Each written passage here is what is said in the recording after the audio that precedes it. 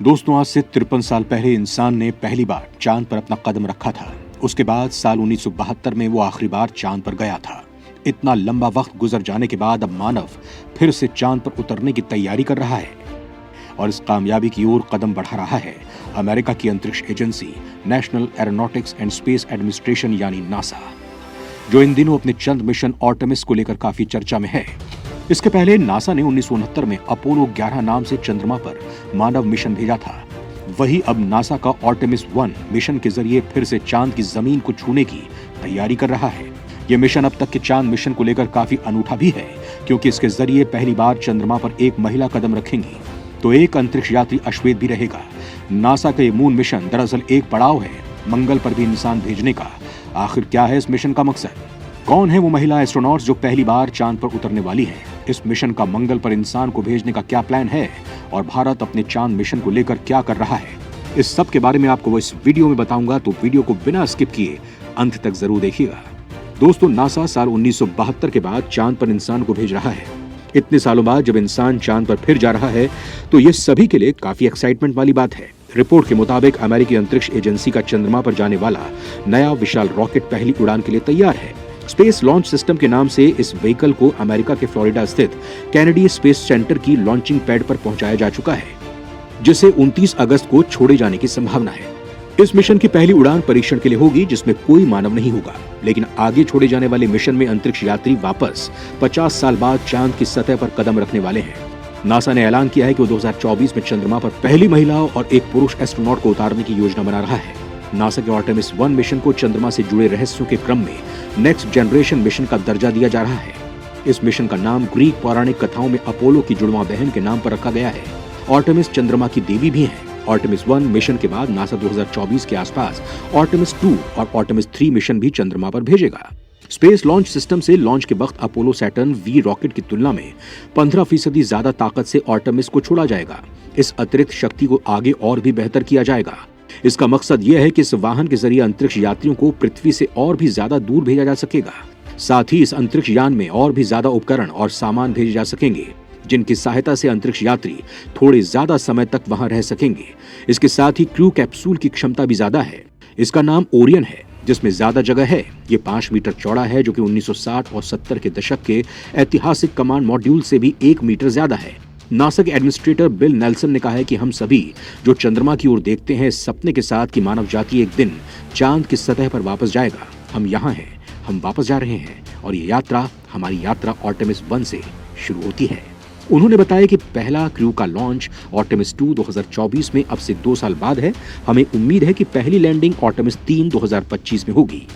NASA का वादा है कि तीसरे मिशन में, जो कि चंद्रमा पर लैंड करेगा, उसमें दुनिया की पहली महिला यात्री चांद की सतह पर अपने कदम रखेंगी। पहले मिशन की लॉन्चिंग इस महीने के आखिर में होने की संभावना है, जो कि 29 अगस्त यानी सोमवार से शुरू हो रही है। अगर उस दिन किसी तकनीकी गड़बड़ी या मौसम की वजह से लॉन्च टालना पड़ा तो 2 सितंबर को एक कोशिश होगी, और अगर ये भी किसी वजह से नहीं हुआ तो 5 सितंबर को लॉन्चिंग की तारीख रखी गई है। पहले मिशन में ओरियन को चांद के पीछे घूमने के लिए भेजा जा रहा है, जो वापस धरती पर लौटेगा और कैलिफोर्निया के पास प्रशांत महासागर में उतरेगा। इस मिशन में यूरोप के 10 से ज्यादा देश शामिल हैं। उधर अमेरिका के रॉकेट उद्यमी एलन मस्क इससे भी विशाल रॉकेट बनाने की तैयारी कर रहे हैं। वो उसे स्टारशिप कहकर बुलाते हैं और उनका कहना है कि भविष्य में आर्टेमिस मिशन के काम आएगा।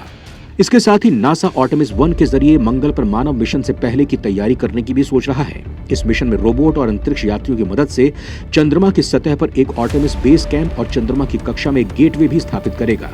ये गेटवे नासा के स्थायी चंद्र संचालन में महत्वपूर्ण भूमिका निभाएगा और चंद्रमा की परिक्रमा करते हुए बहुउद्देशीय स्टेशन के रूप में कार्य करेगा।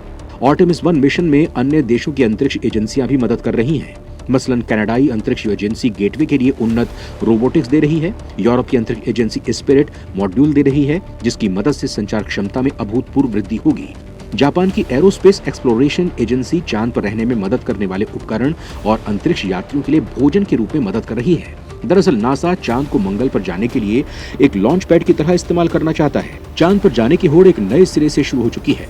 जो भी देश चांद पर सबसे पहले कब्जा करेगा, उसका अंतरिक्ष विज्ञान के क्षेत्र में दबदबा बढ़ेगा। चंद्रमा की दुर्लभ खनिज संपदा, खासकर हीलियम 3 ने भी इसे सबका चहेता बना दिया है। अमेरिका के अलावा रूस, जापान, दक्षिण कोरिया और भारत भी 2022-23 में अपने चंद्र अन्वेषण यान चांद की ओर भेजने वाला है। कई निजी कंपनियां भी चांद पर सामान व उपकरण पहुंचाने और प्रयोगों को गति देने के उद्देश्य से सरकारी स्पेस एजेंसियों का ठेका हासिल करने की कतार में खड़ी हैं।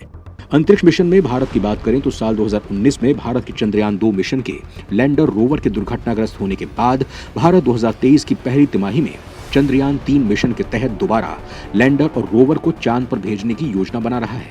चंद्रयान 2 मिशन के दौरान मिले सबक के आधार पर चंद्रयान 3 मिशन की तैयारी की गई है और इसमें विशेष रूप से डिजाइन, क्षमता बढ़ाने समेत अन्य तकनीकी बातों का ध्यान रखा गया है। चंद्रमा पर एक सफल सॉफ्ट लैंडिंग में भारत ऐसा करने वाला चौथा देश और चंद्र दक्षिणी ध्रुव के पास ऐसा करने वाला पहला देश बन जाएगा। भारत का चंद्रयान 2 मिशन पहले उस स्थान पर दुर्घटनाग्रस्त हो गया था जिसे अब चंद्रमा पर जवाहर बिंदु कहा जाता है। चंद्रमा 3 मिशन भारतीय अंतरिक्ष अनुसंधान संगठन इसरो द्वारा तीसरा नियोजित चंद्र अन्वेषण मिशन है। ये इसरो के चंद्रयान 2 मिशन का अनुसरण करता है, जिसने हालांकि सफलतापूर्वक चंद्रमा के चारों ओर अपने ऑर्बिटर को तैनात किया है, लेकिन अपने लैंडर को सॉफ्ट लैंड करने में विफल रहा और सॉफ्ट लैंडिंग मार्गदर्शन सॉफ्टवेयर में अंतिम मिनट की गड़बड़ के बाद अपने रोवर को तैनात किया। चंद्रयान 2 मिशन की तरह चंद्रयान 3 में भी मॉडिफाइड लैंडर और रोवर शामिल होंगे। चंद्रयान 2 ऑर्बिटर की सफलता के कारण मिशन में एक ऑर्बिटर शामिल नहीं होगा। ये चंद्रयान 2 ऑर्बिटर का इस्तेमाल पृथ्वी से संचार के लिए करेगा। चंद्रयान 2 अंतरिक्ष यान को लॉन्च करने वाला रॉकेट तैयार घोषित कर दिया गया है और ये लॉन्च के दिन का इंतजार कर रहा है। चंद्रयान 3 मिशन 2020 में ही लॉन्च होने वाला था, लेकिन कोविड-19 महामारी के प्रकोप के कारण इसमें देरी हो गई। इसरो के कई मिशंस को महामारी के कारण पीछे धकेल दिया गया था। इसरो ने पिछले साल केवल 2 नियमित प्रक्षेपण किए, जिनमें से जीएसएलवी रॉकेट पर सवार एक असफल रहा क्योंकि दबाव के नुकसान के कारण वाहन का अंतिम चरण प्रज्वलित नहीं हुआ था। अंतरिक्ष एजेंसी की योजना इस वर्ष कम से कम 8 प्रक्षेपणों के साथ आने वाले बेहद व्यस्त वर्ष के साथ खोए हुए समय की भरपाई करने की है। दक्षिण कोरिया भी अगले महीने चांद की ओर अपना पहला Korea pathfinder lunar orbiter mission भेजेगा।